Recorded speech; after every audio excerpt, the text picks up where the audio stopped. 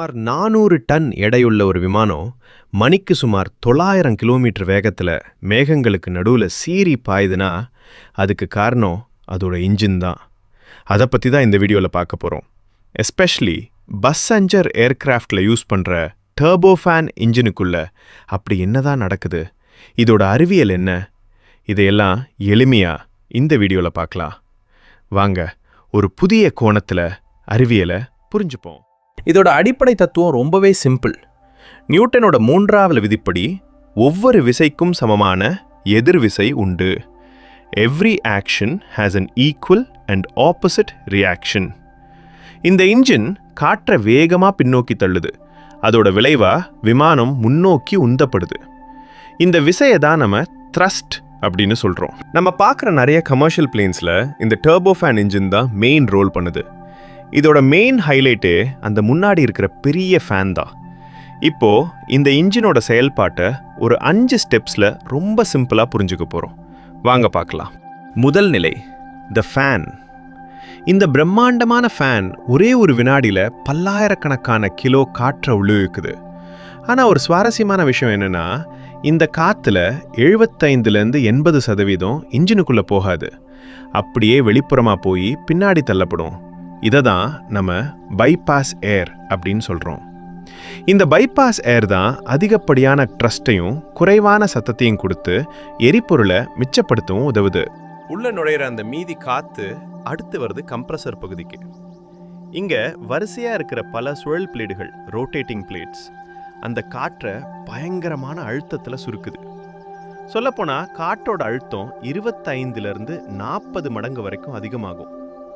இந்த அழுத்தத்தால் காற்றோட வெப்பநிலையும் தாறுமாறாக உயரும். இப்போ இந்த கம்ப்ரஸ்ட் ஏர் எரியும் அறைக்கு, அதாவது கம்பஷன் சேம்பருக்கு தயார் நிலையில் இருக்கு. 3வது நிலை, காம்பஷன் சேம்பர். இங்கே தான் காற்றுடன் ஜெட் எரிபொருள் ஃபியூல் தெளிக்கப்பட்டு தீப்பற்ற வைக்கப்படுது. எரிபொருள் எரியும் போது வெப்பநிலை 1500 2000 டிகிரி செல்சியஸ் வரைக்கும் கிடுகிடுன்னு உயரும். இந்த அதீத வெப்பத்தால வாயுக்கள் ரொம்ப வேகமா விரிவடையும். இந்த விரிவடைதல் தான் இன்ஜினோட ஒட்டுமொத்த சக்திக்கும் முக்கியமான ஆதாரம். இந்த அதீத வெப்ப வாயுக்கள் அடுத்து டர்பைன் பகுதிக்குள்ள நுழையுது. அங்க இருக்கிற பிளேடுகளை இது ரொம்ப வேகமா சுழல வைக்குது. இங்க தான் ஒரு சுவாரஸ்யமான மெக்கானிசம் நடக்குது.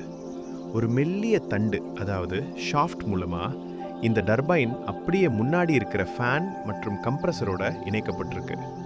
சுருக்கமாக சொல்லப்போனால், டர்பைன் சொல்லும்போது தான் ஃபேன் மற்றும் கம்ப்ரஸரும் வேலை செய்யுது. இது உண்மையிலேயே ஒரு அற்புதமான சுழற்சி அமைப்பு, செல்ஃப் சஸ்டெய்னிங் சைக்கிள். இறுதி நிலை, த நாசில். மீதமுள்ள அந்த அதிவேக வாயுக்கள் இந்த நாசில் வழியாக பயங்கரமான வேகத்தில் பின்னோக்கி வெளியேற்றப்படுது. இந்த வேகமான வெளியேற்றம் தான் கூடுதல் த்ரஸ்ட்டை உருவாக்கி விமானத்தை முன்னோக்கி சீறி பாய வைக்குது. மொத்தத்தில் சொல்லப்போனால் ஒரு இன்ஜினோட செயல்பாட்டை 4 வார்த்தையில் சொல்லிடலாம்: இழு, அழுத்து, எரி, தள்ளு. டர்போஃபேன் இன்ஜினோட மிகப்பெரிய ஸ்பெஷாலிட்டியே பெரும்பாலான காற்று எரிக்கப்படாமல் பைபாஸ் செய்யப்படுறது தான்.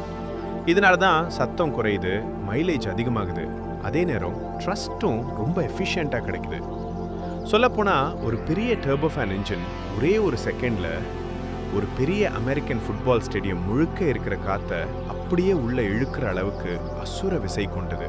இப்போ முழு செயல்பாட்டையும் ஒரு முறை சுருக்கமாக பார்த்துடலாம். ஃபேன் காற்றை உள்ளிழுக்குது. கம்ப்ரெசர் அந்த காற்றை பயங்கரமாக அழுத்தி சுருக்குது.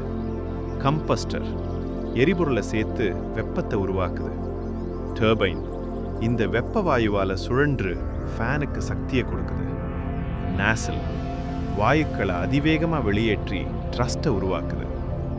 இந்த 5 நிலைகளோட கச்சிதமான ஒருங்கிணைப்பு தான் பல டன் எடையுள்ள விமானத்தை வானத்தில் பறக்க வைக்குது. இன்னைக்கு ஏரோப்ளேன் இன்ஜினோட செயல்பாட்டை ரொம்ப தெளிவாக தெரிஞ்சுக்கிட்டோம். இந்த அறிவியல் தகவல் உங்களுக்கு பிடிச்சிருந்தா மறக்காம இந்த வீடியோவை லைக் பண்ணுங்க. இதில் உங்களுக்கு ரொம்ப ஆச்சரியமாக இருந்த விஷயம் எதுன்னு கமெண்ட்ல சொல்லுங்க. நன்றி. அடுத்த வீடியோவில் சந்திப்போம்.